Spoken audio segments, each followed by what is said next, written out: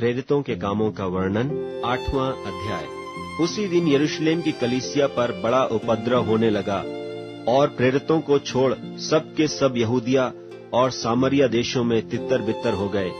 और भक्तों ने स्तिफनुस को कब्र में रखा और उसके लिए बड़ा विलाप किया। शाऊल कलीसिया को उजाड़ रहा था और घर घर घुसकर पुरुषों और स्त्रियों को घसीट घसीट कर बंदी गृह में डालता था। जो तितर बितर हुए थे वे सुसमाचार सुनाते हुए फिरे और फिलिप्पुस सामरिया नगर में जाकर लोगों में मसीह का प्रचार करने लगा।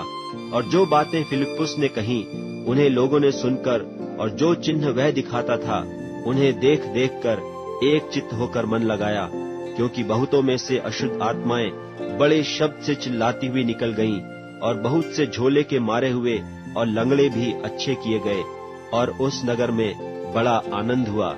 इससे पहले उस नगर में शमौन नाम एक मनुष्य था जो टोना करके सामरिया के लोगों को चकित करता और अपने आप को कोई बड़ा पुरुष बनाता था। और सब छोटे से बड़े तक उसे मान कर कहते थे कि यह मनुष्य परमेश्वर की वह शक्ति है जो महान कहलाती है। उसने बहुत दिनों से उन्हें अपने टोने के कामों से चकित कर रखा था, इसीलिए वे उसको बहुत मानते थे। परंतु जब उन्होंने फिलिप्पुस की प्रतीति की जो परमेश्वर के राज्य और यीशु के नाम का सुसमाचार सुनाता था, तो लोग क्या पुरुष क्या स्त्री बपतिस्मा लेने लगे। तब शमौन ने आप भी प्रतीति की और बपतिस्मा लेकर फिलिप्पुस के साथ रहने लगा और चिन्ह और बड़े बड़े सामर्थ के काम होते देखकर चकित होता था। जब प्रेरितों ने जो यरूशलेम में थे सुना कि सामरियों ने परमेश्वर का वचन मान लिया है, तो पतरस और यूहन्ना को उनके पास भेजा और उन्होंने जाकर उनके लिए प्रार्थना की कि पवित्र आत्मा पाएं, क्योंकि वह अब तक उनमें से किसी पर न उतरा था। उन्होंने तो केवल प्रभु यीशु के नाम में बपतिस्मा लिया था। तब उन्होंने उन पर हाथ रखे और उन्होंने पवित्र आत्मा पाया।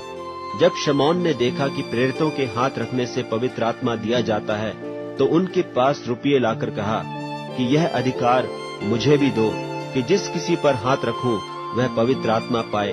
पतरस ने उससे कहा, तेरे रुपये तेरे साथ नाश हों, क्योंकि तूने परमेश्वर का दान रुपयों से मोल लेने का विचार किया।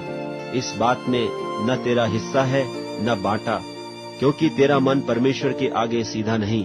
इसलिए अपनी इस बुराई से मन फिराकर प्रभु से प्रार्थना कर, संभव है तेरे मन का विचार क्षमा किया जाए, क्योंकि मैं देखता हूँ कि तू पित्त की सी कड़वाहट और अधर्म के बंधन में पड़ा है। शमौन ने उत्तर दिया कि तुम मेरे लिए प्रभु से प्रार्थना करो कि जो बातें तुमने कही उनमें से कोई मुझ पर न आ पड़े। सो वे गवाही देकर और प्रभु का वचन सुनाकर यरूशलेम को लौट गए और सामरियों के बहुत गांवों में सुसमाचार सुनाते गए। फिर प्रभु के एक स्वर्गदूत ने फिलिप्पुस से कहा, उठकर दक्षिण की ओर उस मार्ग पर जा जो यरूशलेम से अज्जाह को जाता है और जंगल में है। वह उठकर चल दिया और देखो कूश देश का एक मनुष्य आ रहा था जो खोजा और कूशियों की रानी कंदाके का मंत्री और खजांची था और भजन करने को यरूशलेम आया था। और वह अपने रथ पर बैठा हुआ था और यशायाह भविष्यद्वक्ता की पुस्तक पढ़ता हुआ लौटा जा रहा था। तब आत्मा ने फिलिप्पुस से कहा, निकट जाकर इस रथ के साथ हो ले। फिलिप्पुस ने उस ओर दौड़कर उससे यशायाह भविष्यद्वक्ता की पुस्तक पढ़ते हुए सुना और पूछा कि तू जो पढ़ रहा है क्या उससे समझता भी है? उसने कहा, जब तक कोई मुझे न समझाए तो मैं क्यों कर समझूं?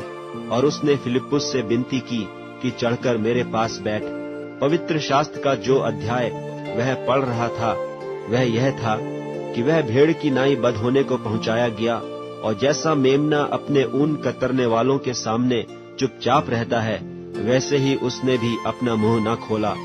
उसकी दीनता में उसका न्याय होने नहीं पाया, और उसके समय के लोगों का वर्णन कौन करेगा, क्योंकि पृथ्वी से उसका प्राण उठाया जाता है।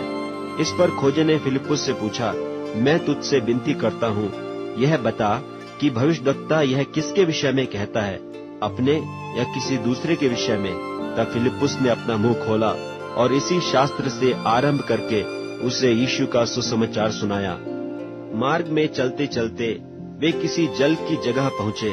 तब खोजे ने कहा, देख यहाँ जल है, अब मुझे बपतिस्मा लेने में क्या रोक है? फिलिप्पुस ने कहा, यदि तू सारे मन से विश्वास करता है तो हो सकता है।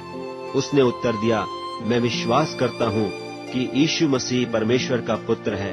तब उसने रथ खड़ा करने की आज्ञा दी और फिलिप्पुस और खोजा दोनों जल में उतर पड़े और उसने उससे बपतिस्मा दिया।